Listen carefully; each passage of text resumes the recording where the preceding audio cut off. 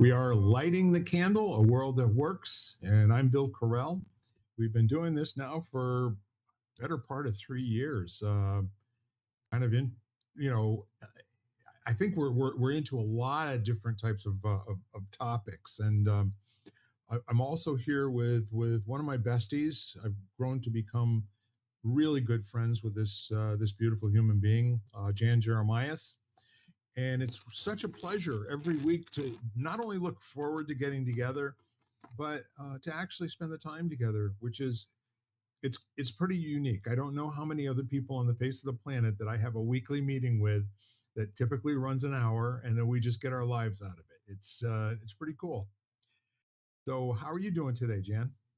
Good, Bill. Thanks. Yeah, and it is a gift, and to realize that you want to spend the time with that person, which is also obviously, what I'm hearing you say. Just because there are people that were, I don't want to say kind of assigned to be with sometimes, where we don't value that time, and I think that's the gift of, to me, one is aging, because then you realize that you can pick and choose sometimes who you do spend time with, and you can surround yourself with people who you really want to spend time with. Yeah. And so, yeah.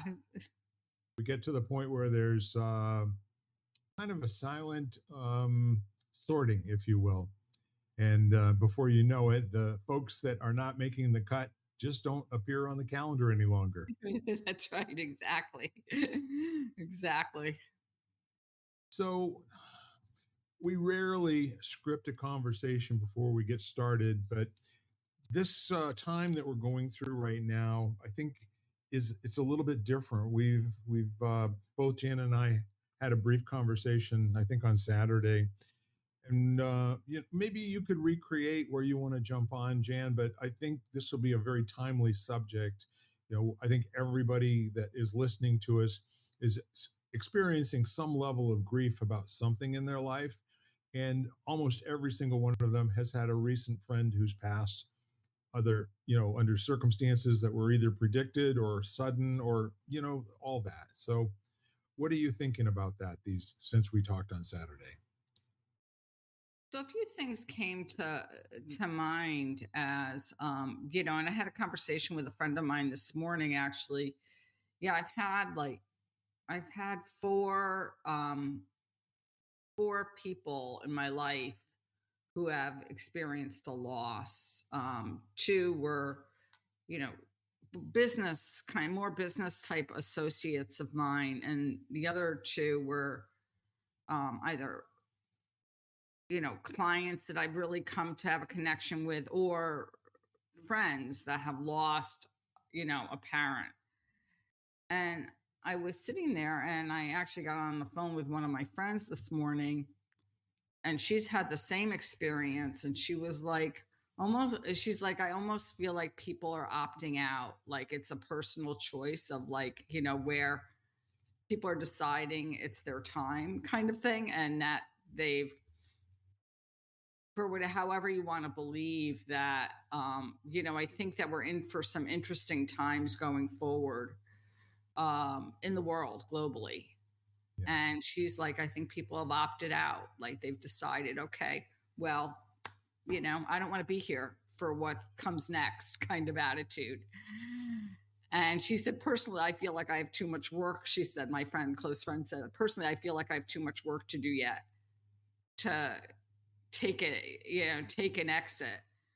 And I was thinking a lot about what she said, that kind of idea of people have decided that, life is challenging. There's a lot going on. Who knows what is going to unfold over the next, number of years.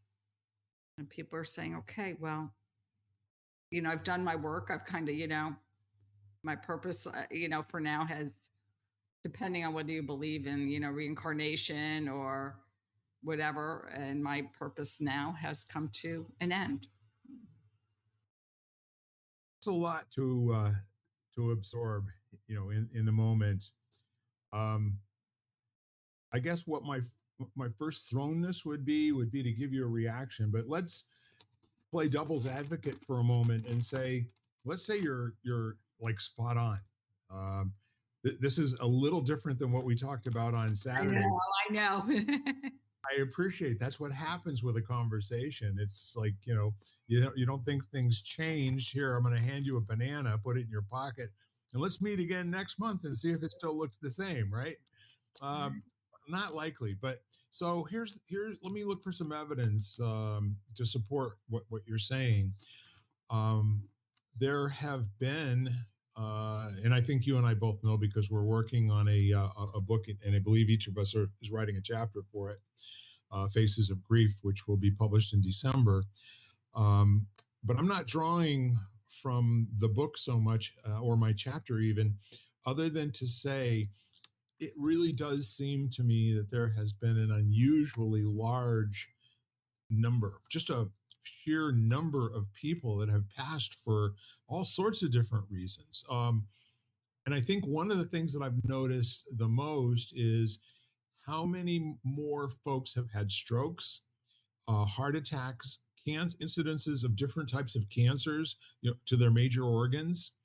Um, and like, 5 years ago, I was 65 years old. I knew a lot of elderly people in their 70s and 80s. But since then, since 5 years ago, and specifically, and especially over the COVID period, which I think of in terms of the summer, maybe the spring of 2020.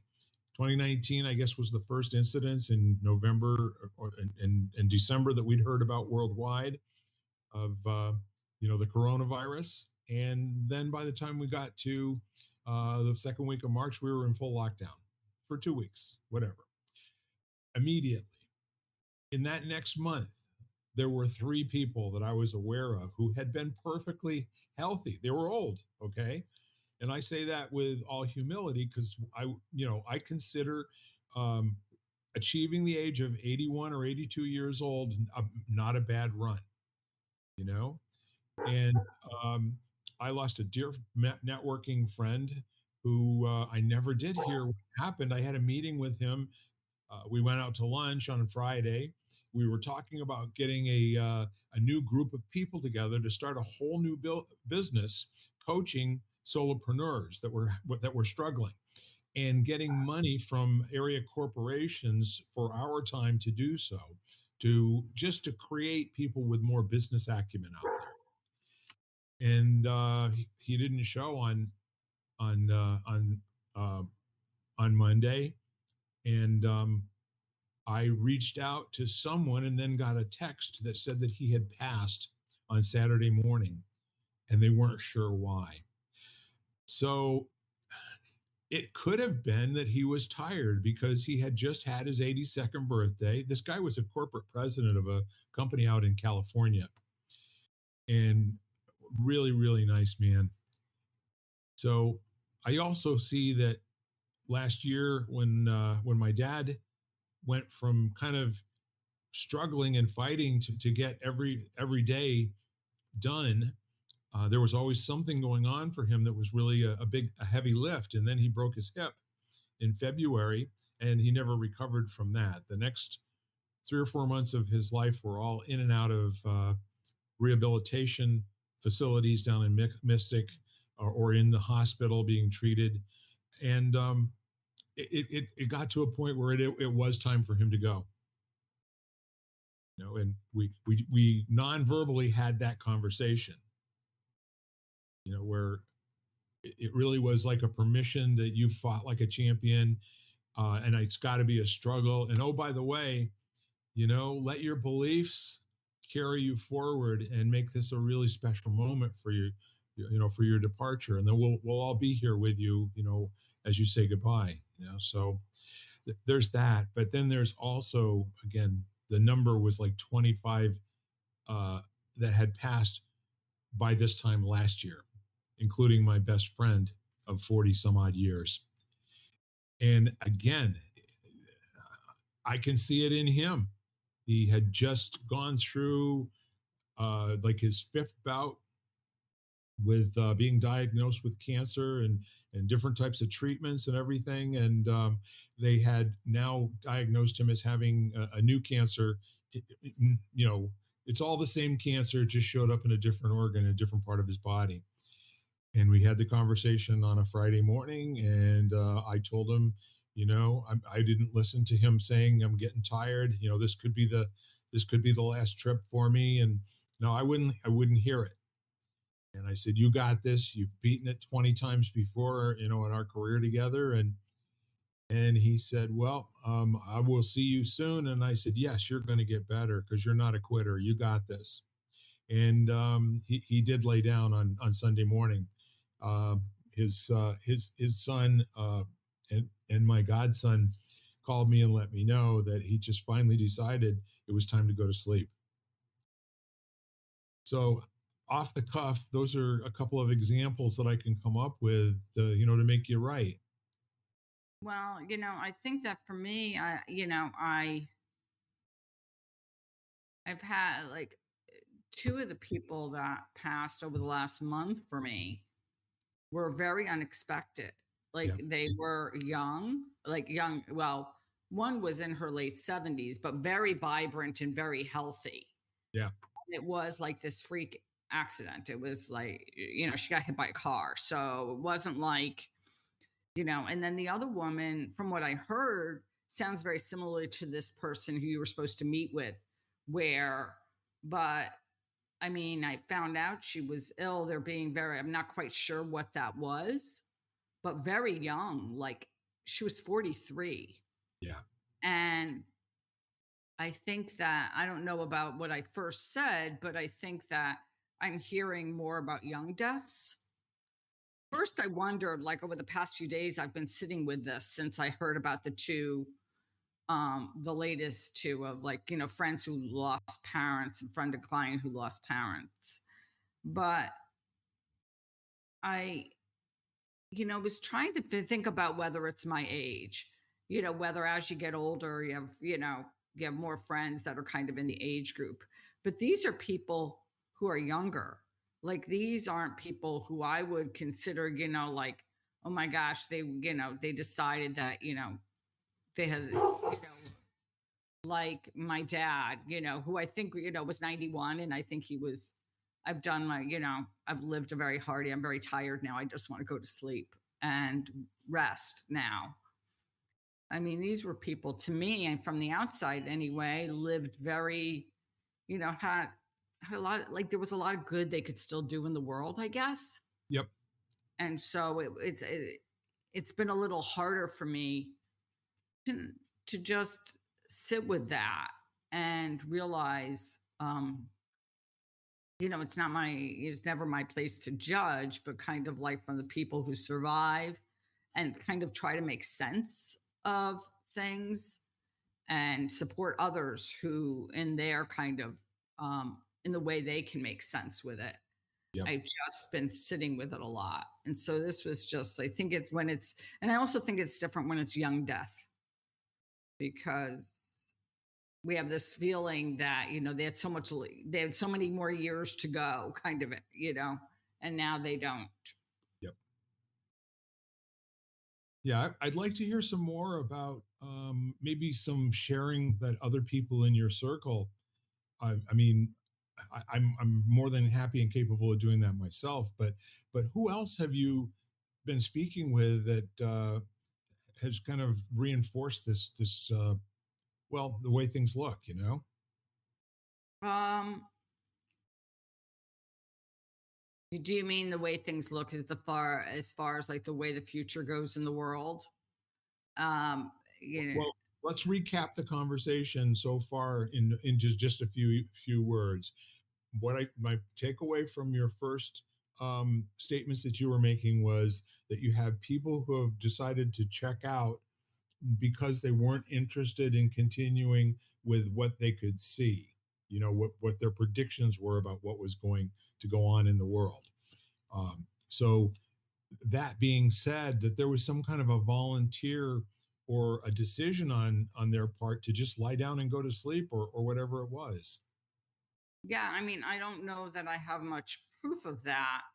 Um, except for the fact, like, and I don't know if that's what they were thinking, but my friend, when she was sharing, she said, I think people are looking at the state of the world, whether that be the state of the planet, the state of global politics, the state of the fact that history repeats itself, and so much of stuff that I thought we had addressed in the past is now happening again. And people are just like, I'm, if this is what the future looks like, then I don't know that I want to be here for it. And I just, I'm like I said, my friend and I are sitting there going like, I still have work to do. Like I still have things that I'd like to do. I still believe that I can make a difference, so hopefully that will carry me through, You have a but lot of evidence for that. You have a lot of evidence for that. But there are people that are not like us in terms of having recently been recognized for being of value in someone's life, which you and I are. We're blessed because we get to do that all the time. And I think that that is really rarefied air. There are a lot of people who just listen to NPR or some TV station, and they are hearing nothing but how human beings are being really awful to each other. And the truth is, like what we heard during COVID about how things were so bad, no, they really aren't that way. That was really what advertisers needed them to put in front of us in order to keep selling ad space. right, And right, right. but somewhere along the way, there's been a loss of distinction between this is a for-profit company or a venture that has to, get new current income in order to continue as an organization. And once if you lose that, you start to believe things and you start to hear everything as how it is. And that, I think, feeds to what the resignation. And we were talking about this, the hopelessness and the resignation that some people get to.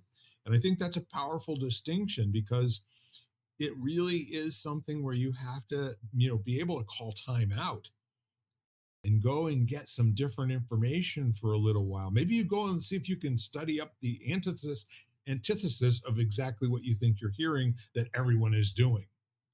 And Right. then it doesn't Or take long to find chinks in the story. It really doesn't.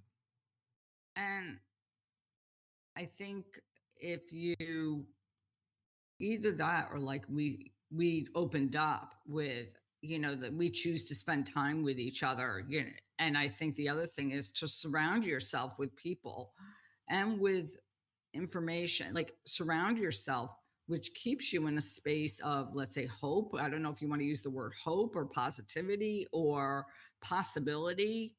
Great words, uh, all three. Yep. because if you look out in what people, and I can't even imagine, like I talk to people, um either that or I'll like have, like I was on the phone with a friend of mine the other day, so she's caring for her parents who are both in their like 80s, so she is saying that one of the things she has a hard time with is that they constantly have the news on, like constantly. And she said, oh my gosh, she's like, I can't, like, I just can't handle it. She's like, and we were talking about that constant negativity and the sort of fear mongering and the whole idea of everything's a catastrophe kind of thing that keeps you in that sort of very cortisol induced, you know, Yep. space all the time. And I think that that's the that's the drawback of technology, and the fact that information is so easily, not necessarily correct information, but information is so available all the time. And you have to get to a point where you sit there and hopefully you say enough's enough. Like, okay, I need to know. When I used to drive into the city every day, into Manhattan, for a long time, because I wanted to hear the traffic report. So I would listen to 1010 Wins at the time. So I would sit there and listen, and they repeat the same headlines over and over and over again. And it wasn't nearly as bad. It was like pre-COVID, and it was a number of years ago. But I remember what that was like. And I think it comes to the point where you're like, I really don't like, I can look at the headlines and see what's going on. And if there's anything that I need to like pay attention to, but otherwise, I really don't need to listen to this 24 hours a day, every day. That, is it really good for quote? Like, is it really good for my health? Not only Yeah. mental health, but physical health to have that kind of stress or anxiety or fear constantly in my physiology. Yep. Yeah, we are definitely living in the Orwellian predicted time frame, and Aldous Huxley and a few other science fiction writers who also were um, they were part psychologist and part sociologist in terms of how they wrote. But the whole idea is that when technology gets to the point where people can do wrong with it, they will. Okay. This is what the predictions were. And of course, that's always going to be the government. I don't think their thinking would ever have made the leap to the corporations would someday start controlling the government. Um, because in the 30s when and earlier, like Huxley was writing as early as 1900 and through the 20s and 30s. But the long and the short of all of that was there's a marinating that's going on in terms of themes, in terms of things that are the first time you hear it, it's unbelievable. And then there's different ways that set of circumstances can be woven into. Like, for instance, when I listen to my wife listens to NPR all the time. Okay. But like, when did it become so interesting? Like, in the course of a week or 10 days or something, there might be a dozen different instances where I walk into the room and they're always talking about some village in Africa or in Thailand or some Borneo island where some little girl is being abused or something of that ilk, where it's just wrong, but it's also kind of weaving this whole story about, and I don't even know what I'm talking about here, but I'm going to use some terminology, this whole patriarchal society that's evil. Okay. And quite frankly, it doesn't exist. It only exists in the mind of the people that need to have it in order to have something to fight against. And it's true about all of those isms, if you will. And so, with that in mind, getting back to how do people feel about it? Well, there's something kind of refreshing, and I don't even fully understand it yet. But it's no longer okay in a political campaign this year to call somebody racist. Okay, you got to call them weird. It's a new thing we're doing around here, where when the word has gotten to the point where it really doesn't mean anything anymore, and people say, "Yeah, go ahead and call me. You're going to call me no matter what I do." I took a breath. I must be that R word, right? So, no, you're going to be weird now, or creepy, or these are we're going to go back to those kind of like sophomoric type things to again, like you were saying before, to make people believe there's something wrong around here. And the more we can have that underlying current of there being something wrong, there's something wrong here, something wrong there, something wrong here. And what I pulled out to use for examples could have been a dozen or 15 different topics. But what I'm saying to you is if you get to the point where um, the thing about a belief is that facts don't change a belief. Faith in a belief is something that people die for, whether it's correct or incorrect. And it starts out as just being a news broadcast, right? But after you've listened to it for 10 or 12 years and it's the same different kinds of little stories that are all leading to the same place, um, it's not something that's a news broadcast anymore. It's how things are, even though it may not even be occurring out there in the world at all. I think one of the, like, I'm looking like, if you want to give people signs or clues, like, as to where they are and what's going on for them. And I think that I kind of look at some of what I've been listening to of late, like on podcasts, and everything. And usually everything is of a much more positive realm. Yep. Where people are not trying to put people in a category. Like, we're not trying to, we're looking for commonalities versus points that differentiate us. Like, we're looking for, you know, humanity amongst everything versus, differentiation. Um, but one of the things is when you start to me, where you start to look for people to blame for your life circumstances, where it's like, who can I blame and who's responsible? And you forget to look at yourself. You That's a forget, completely irresponsible statement, isn't it? and when you forget to kind of look at your own life and realize that, okay, what's really going on here? Like, what's the common denominator amongst all these circumstances in my life? And that's me. That's the common denominator. And so I think that when you start to look at outside of yourself for someone or something to blame for your life, kind of an indicator to me that, and I'm not saying, hardships don't come from those types of situations. Like, because I think they do. Like, I've seen, and I've spoken to people who have been let's say prisoners of war. So I know that,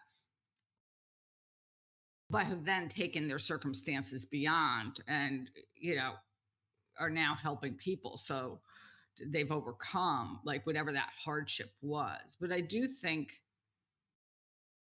that there are times when we forget that we're like, oh, okay, I have the ability to change my mind. I have the ability to change my belief. I Yes. have my ability, I have the ability to, and fill in the blank, and to realize that, you know if someone, if you have a circumstance where someone isn't treating you right, you're letting them, you know what I mean, is you have a choice to disconnect in some way, switch jobs, do something. And I'm not saying it's easy, and I'm not saying that, I'm sure there are circumstances where you can't, but in the opportunities that you can, try to do something that's going to make your life better. Yes. Yeah. So kind of like coming full circle to the whole conversation about people choosing to lie down and go to sleep versus those of us that would go kicking and screaming and not going gently into that good night. And there's a lot of us, that feel that way. Like, no, this is just too precious a thing. It happens to far. I mean, you do the math on how unlikely it is for either you and me to be here, especially for you and me to be here, right? Um, that's got to be something that has a special significance to it in terms of being worthwhile, just cause, And so when you seek um, answers and reasons for what's happened to you, it's almost always something that's happened already that is now feeding you the fear of what may happen. You're actually um, you're giving up your power by abdicating your responsibility and accountability for the quality of your own life. And we get trained to do that. That's what the media is paid to do, is to train all of us to operate in our lives like powerless, choiceless, meaningless beings whose life doesn't matter. So what we find is that we have this generation X and then generation Z, um, both of whom are getting married less frequently, and both of whom are not having children, and many of whom are becoming they're becoming sterilized before they're of age to have children because they're making a lifetime decision. Again, this is a similar thing but different. Their life is okay, they're going to get through it, but they're not going to bring any more kids into this world, you know and that is really such a sad way to look at life and living, as opposed to what's a child supposed to be in the first place. Well, it's supposed to be the celebration of two people's love for each other, such that they want to create a family unit that carries on through time and gives them a richer and more full life experience. It's got everything to do about with what's possible as Mm, opposed to what's wrong in the world, if you will.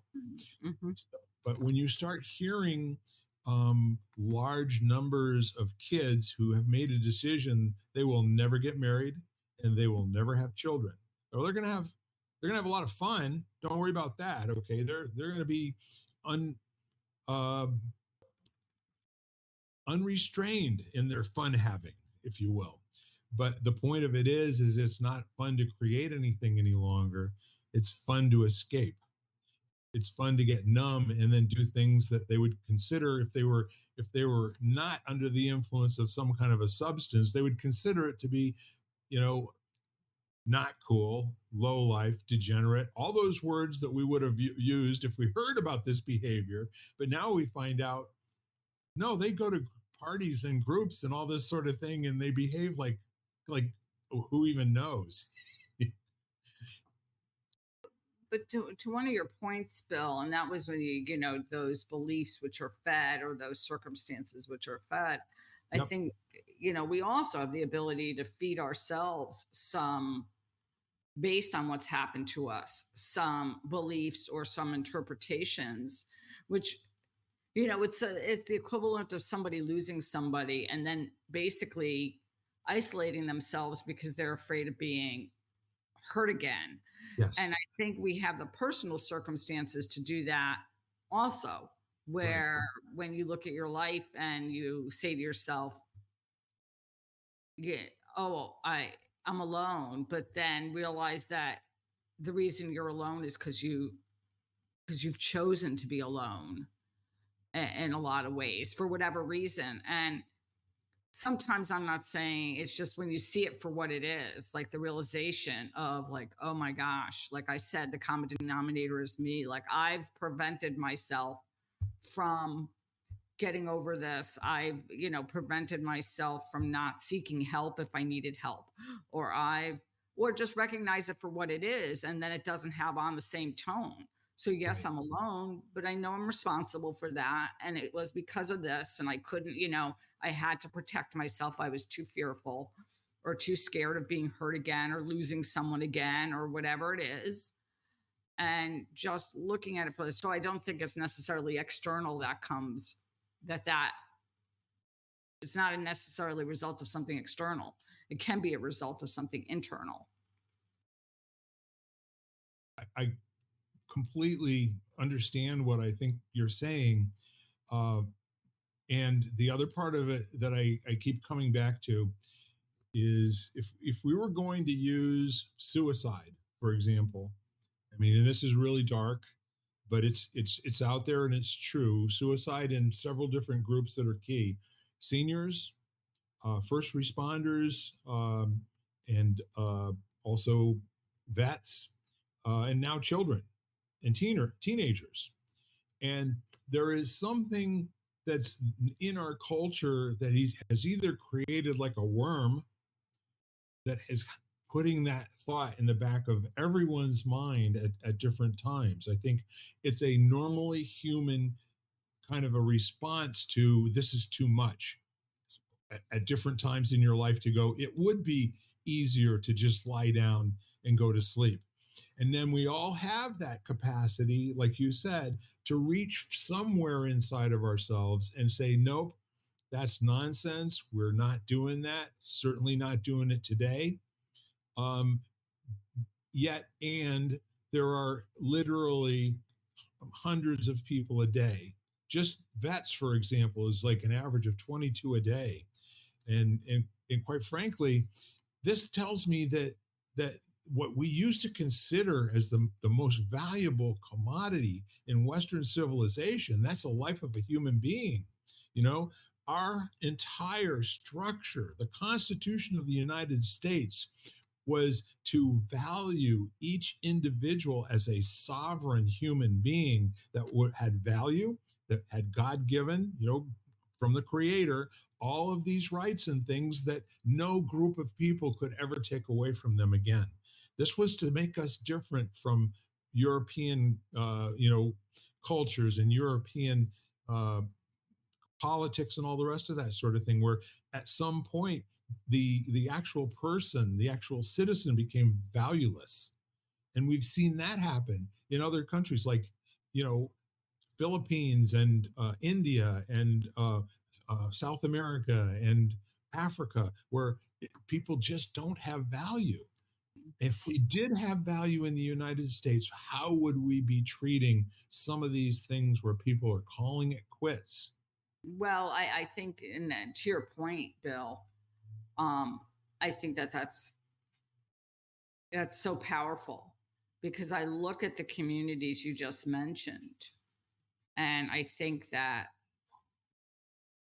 when we have poor internal value, and then one is we get no value outside of ourselves. Basically, we're dehumanized outside. Then then it's hopeless. Yes. Then you feel hopeless. So, for example, with veterans who, my attitude is I may not believe in, whatever the circumstance that they fought under, but if they serve, I'm going to support them to the end, because I Yep. feel like they've made a sacrifice for me personally, in some way. Like, I take it very personally. I'm like, I value you. And I'm always the first to say, thank you so much for your service. Because I realize, to the extent that I can realize, not having ever served, what a sacrifice that is. And, um, and so, to me, when you're not valued once you've done it by outside realms, whether that be the government, politicians, support, you know, and the other thing is, like, the value of the elderly, where I have to give credit where credit is due to certain cultures where the elderly are really valued. In our Yes. country, they're really not. And that's another way where, we've gotten so disconnected in a lot of ways from our older adults, I like to call them, that we don't value the wisdom that they have. We don't value their life experiences. I was on a call with my friend Joe the other day, and we were talking about something, and I said, if you really, to me, if you want to teach history, you get somebody who actually lived through a historical time to actually go and teach that to kids. I said, because it has so much more meaning when it comes from a personal story versus when you read it in a book. When you see somebody living and breathing in front of you who actually lived through that circumstance, there's nothing like it. It's like, wow. And I think that, especially in those, and then in our culture where I don't know how much, I think kids are not valued, in the fact that, sort of, I want to say, our priorities have gotten a little bit skewed. So, whether that was intentional or not intentional, but to the extent where, like, technology has taken over for being parents, and um, where, whatever, because, whether parents by choice or not by choice, just to make ends meet, now are not home. And that's been long ongoing for, like, let's say 40, 50 years, 60 years, Yep. where all of a sudden kids are basically at home alone or raising themselves, and, in other different circumstances. So I have to, you have to figure and wonder about the value these children actually have if nobody really wants to spend time with them. I don't know. That might have been a little long-winded, but that's what came to mind. Is, I think, the three populations you described to me were three populations of people where I can basically give you examples where I don't think they're valued, and I don't know that they had personal value. And so then it's kind of like, well, if I have no personal value and I don't have any value outside, then really, where am I here? It's it comes back to, if you're looking for like for access to change, or how do we improve the situation, what we have to really kind of take a hard look at is that there has been a complete um situational, the word systemic comes to mind, but culturally what we've been trying to do is to emulate communism without having any of the bad stuff. You know what I mean? And this has gone on all over the world where we are, consistently finding ways to remove the family unit, and its structure. Like in where we're talking about veneration of old people in the family, like the Chinese and the Japanese and those traditional values, where generational wealth wasn't between one or two generations. A home might be in a family for 100 or 200 years, and it was the responsibility of the young to get out and do the hard work at the beginning. And when that started to turn into the hard work wasn't going to work in rice paddies or fishing or something of that nature, when there was the opportunity to go to school and to get educated and then become a professional and then make enough money to support the previous generations until they passed, and then that became your birthright to be that person at some point in the future when you're in your 70s and 80s, that your value was to keep the boat going in the same direction that it had been for all that time. Well, we haven't had that. What we've had is we've had the state, the government come and insert itself in the middle of uh, you know I mean, you can lay it at the feet of public education and public schools and all of that sort of thing as the one of the first places where government actually takes over control of kids' minds. Um, and I'm not saying good, bad, or indifferent, but it is an opportunity for mischief, in many cases where, you've got 12 years of undivided attention of kids in terms of shaping their morals, their internal compass in terms of what's right and wrong, their behaviors, their feelings about their own value as a human being, as an individual, you know, about whether or not it's okay, to shut free speech down, or whether it's okay, to take a group of people. There always has been this opportunity to victimize a certain group of people. It's always been there in my experience. It's different people at different times for different reasons, but isn't that one of the things that you can count on seeing in most social organizations these days? So, and then when you write laws that make it impossible to get government benefits if you have a family unit, what was that all about? Or when you write laws or have documentation which are so advanced and so complex that the majority of people can't get through it. I, I always, I was reminded of a podcast I listened to, and the woman who spoke was really great. And she happened to be an attorney, very well educated woman from Louisiana originally, and decided that she was from the Bayou. So she was from, and after Katrina, she went back, you know, because that's where she was from and her family was there, and she went back to help. But she said, looking at the forms, let's say that they were given to complete for government funding, and she said, I'm a lawyer and I could barely get through it. And to expect people that were basically, let's say farmers or fishermen or whatever to get through some, and I'm not saying those classes, but let's say very without much education. And I'm not being critical of every, saying that those individuals are necessarily not educated, but a lot of people that have had limited education to get through those forms, which was like nearly impossible. Well, And so you have to sit back and realize, one, the agenda behind that, which I don't want to get conspiracy theorist or anything, but you have to question it to me.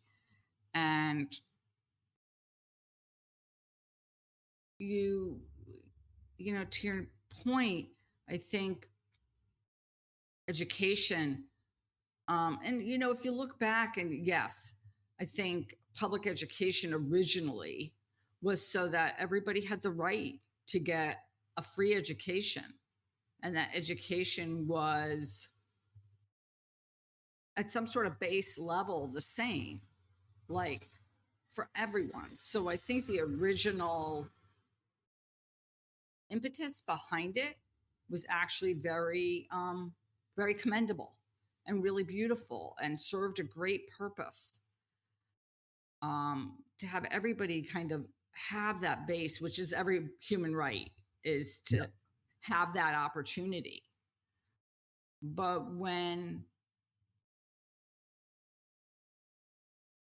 you know, yeah, but I think once, like you said, beliefs start to come into it or values start to, depending on what values are kind of instilled and what is stressed and not stressed.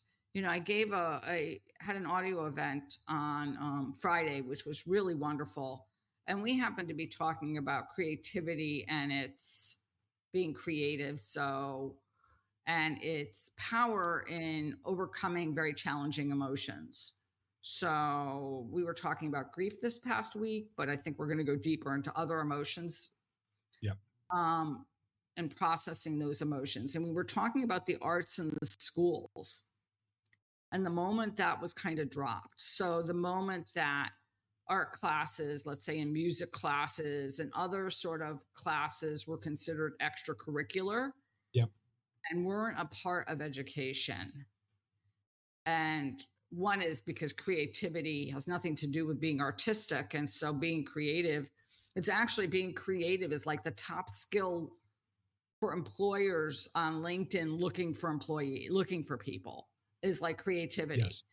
So we're not talking, I mean, it serves a greater purpose than just drawing, but the whole idea of when education became purely analytical and very like the thinking mind versus emotional and experiential. Yeah. So you said an awful lot. Okay. And there's a Sorry. couple. No, no, no, no. I want to go back for a second here because you've done a really great job over a few minutes to just kind of paint the picture here of how undoable this all is. It's like a huge ball of string with 7,000 ends to it, you know? You can't pull at just one string and ever hope to correct anything or find a way forward that makes life more predictably good. Okay. And two books that come to mind in terms of, I think, if you haven't read them, Jan, I'm going to recommend them. But one is called The Death of Common Sense in America. And I want to say that was written in the 1990s, where they were actually talking about all the laws that had been passed, especially in municipalities, that made absolutely no sense whatsoever and allowed them to build things like, $3 million public restrooms in the middle of Manhattan, that actually served about 2,500 people before they tore them down. Just all of these things, all the rules for ADA that made absolutely no sense. They made sense to the lawmakers, but they just weren't workable and doable. The other book is by our sitting Supreme Court Justice, Neil Gorsuch, which he's got a book out now that's called Overruled: The Human Toll of Too Much Law. And I heard him talk a little bit about it. He said on the books, in any given state, there can be as many as 600,000 pages of law, which is undoable for anyone, which allows any case to be just as unlawful as any other case, as opposed to having a strict set of rules that everybody knows what the guidelines are, and therefore they follow them as a matter of culture. But I think the main thing is that with most politicians over the last 50 years being attorneys, they all had the same thought. And you know that old saying that if you're good with a hammer, you think everything is a nail. Well, how does a lawyer correct a behavior? By making a new law, and always by saying, so this can never, ever, ever happen again. When you hear those words, what you're seeing is somebody that does not have a thinking mind. Okay. What you're hearing is I got to do something to get reelected. So let me publicly say I am doing this for a very noble purpose so that this will never, ever, ever happen again. Hence, we got 600,000 pages of laws that are they're not followable, they're not enforceable, you know. And then let's get on to the next thing that we were talking about. Can I just comment one thing on Oh, sure, Bill? yeah. Because as you were speaking, I was thinking of yes, I do listen to a lot of podcasts, but I was thinking about a podcast I just heard, and it was talking to the effect that a lot of time movements or organizations are created, and we don't realize their that there's a point where at points that their benefit ended, that what we tend to do is try to then mold it so that all of a sudden it reapplies. It all of a sudden we've given it a new mission or a mission statement, and we've kind of redirected to include other people or whatever.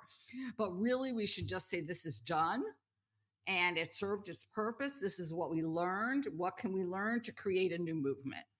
Yes.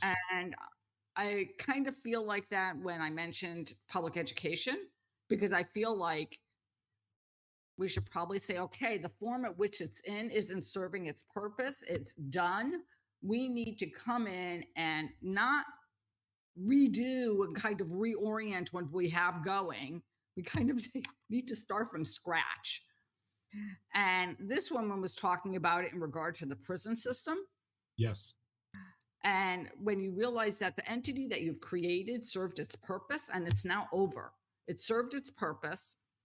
And now instead of trying to like I said, mold it into something so that it's now reapplicable, is kind of like, do you look at it and say, okay, what did we learn? This was the good things. This was didn't work. This was the failures. And now we take the good things and we create something brand new, brand spanking new from this new thing. So as you were talking about law, that's what I thought about. And when I was talking about education, that's what I was thinking about. Of like, did we just say this is done now? Like this isn't working. And we take what it is and we kind of go in and do a massive rehaul. A totally renewal. So actually going back to what I was saying earlier about how you would get to a point where there'd be any agreement is exactly how we've destroyed the structure and the integrity of what used to work, albeit not fairly for everyone, but mostly the people didn't break the law because they thought they'd be held accountable. And now they break the law routinely because they're pretty sure they won't. With that kind of a culture, and I love, Stephen Covey, I've always loved him. 7 Habits of Highly Effective People. His statement about cultures where where the community is of a certain strength, laws are unnecessary. Okay, and in communities that are where the integrity is missing and they're not of a community strength and the culture is not strong enough, laws are unenforceable. You can't enforce laws against half the population at a time. And when we're living through a period of time now where it's fashionable for one part of the population to be vilifying the other part of the population, what have we done to our culture? I say we've destroyed that fabric. And now, how would people other than you and me, from an academic standpoint, which is about as far as you and I can reach, we can have a logical conversation about what might work in the future. But in terms of executing and actually getting that to exist, in the world, who are the people that are going to execute? Who are the people that are going to build it and protect it and make sure that the nonsense doesn't destruct it, on the way to, launch? But you can take a look at our prison system. You can take a look at our justice system in court, and how that works and how long it takes to get something put through a court case. Just even simple things like that. How about local government? I think what it comes down to is the whole notion of laws ever correcting human behavior is it's nonsense. And originally, the penal system, which we don't call it that any longer, the penal system was for penalizing people that broke the law. Few laws, pretty straightforward. You could argue to get the laws changed. That's pretty cool. But we were not surreptitiously creating a law for every single human behavior. Well, and also I look at, I look at what needs to happen. And what needs to happen is behavior changes. So a change in a law or the penal system is not going to change a behavior. And, you know, in this, and when I was reading something about if so, if somebody is from an abusive home, they always say they're likely going to abuse Yep. because that it takes something like 5 generations for that to be reversed. Or even if you don't believe it's 5, it's a number of generations where you have to where you have to intervene and give whoever's enough support and help, however you want to label it, so that that behavior is not passed forward. Right. And so if you look at a law, if you penalize somebody and you don't do anything else regarding that circumstance, it's basically a waste. Like you're not doing anything to have an impact going forward. All you are is then like the likelihood of that, whoever was the victim of that abuse is going to go out and become the abuser is really high. So unless you go in prepared to really make a difference, and that was very impactful to me. I thought to myself, 5 generations. Like, so even if you don't believe it's that many, even though I could believe it is that many, Well, even if it's two, that's still two, 50 years, you or know? 50 years. And you're sitting there and you're saying, okay, well, we changed this law. This person's gone to jail. They've been punished or whatever. But we still have the same problem. Right. So the other part of it is that when I mentioned this a little bit earlier, when you get people that are increasingly looking to see how they can numb themselves to the experience of their daily lives and get through it somehow, can you even imagine having a large percentage of a whole generation who can't stand just living their life? They don't have the they don't have the training, they don't have the sense of self, the value of self, that knowing that you got from yesterday to today is audaciously going to give you the courage to get from today till tomorrow. And quite frankly, if people just honored what it took to get this far in life, make one more decision that it's not going to happen today. The bad things are not going to happen to me today. I'm going to stand up for me because I'm the only one who can. There's nobody else, though. That's where the government comes in and says, yes, we'll stand up for you. We'll make sure this can never happen. No, and I'll tell you what, it's gotten worse. So I don't want to make the people that are in the system bad and wrong. I only want to make them start thinking and wake up, to like what you're saying. We have to have some corrective action simply because we started this conversation talking about how people lay down and leave. Well, in many cases, they laid down a long time before they got to the point where they decided to leave. And why wouldn't we aspire to have the best opportunity for every single citizen to have the best day ever, every single day? Can you even imagine? As you're talking, Bill, the one thing that came to mind is I was thinking to myself, like, and you always, many, many, many times on our talks, you end with saying, pick up the phone and tell someone you care. And I was talking to someone and they were saying that they were in a group and it was a group of young people. Yes. And they were saying that basically, if something happened, they had no one to call. Like they have, they have 1,000 friends on Facebook or social media or whatever platform they're on, but Yes. but that's not someone they could just pick up the phone and call. And I was thinking about, as you were saying that, is, when I had those experiences of those 4 losses, and I picked up the phone and called you and said, oh, and I know you've had that over the past like year kind of thing. But I thought to myself, well, there was someone to call, like there was someone that I could reach out to. And so if you don't have someone, I don't- you know, I mean, I'm not saying that don't call anybody, call a hotline, call someone, but find someone that you can call. Like cultivate that kind of relationship. Yeah. And then also for all of us out there, let's say, is check in with people. Like, I mean, if anything, that's what you learn.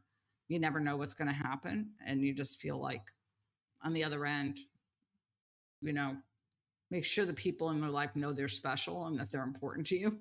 And then Yeah. also find someone to call. If you don't mind, I would just like to share a story, and I'll do the best justice that I can, but don't hold me to all the factual data like where it is or anything. But I heard a police officer one time who was a sergeant in a metropolitan force, and they had a bridge that was notorious for people jumping and committing suicide off of.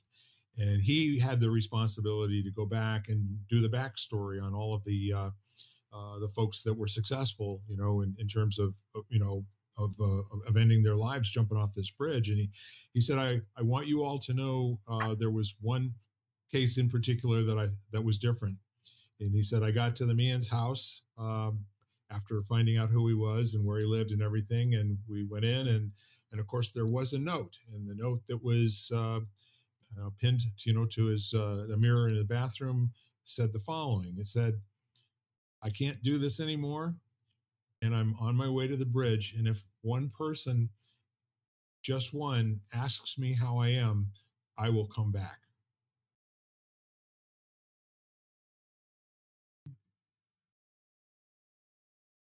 So my takeaway from that is, why wouldn't we just encourage people to have the best day ever every chance that we can? And by golly, just ask them how they are.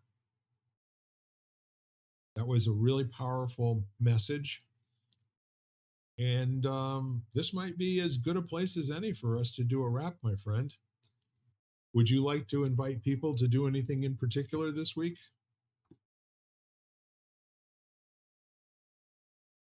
Besides for find someone to call or to call someone or both to let them know that they matter to you. My new practice, and I've been doing this with a number of clients, is just to actually sit down for a few seconds. Doesn't have to be long, and I say a few seconds. Yeah. Just ask yourself how you feel, and depending on how that is, think of one thing you could do that would make yourself feel better. And I'm not taking it, and wasn't referring to anything like any sort of negative behavior, like to me, negative behavior. It was like, okay, have a drink of water, get outside in nature, you know, write for a few minutes, get creative, um, move in some ways, dance, sing, whatever it is. What could you do that would make yourself feel better? So that's my invitation. It couldn't be more perfect. Thank you so much. We are lighting the candle, a world that works, and the world does work, ladies and gentlemen. You just got to keep working it. Thank you, Jan. I love you, and thanks for another hour. Yes, thank you, Bill. Bye for now, y'all.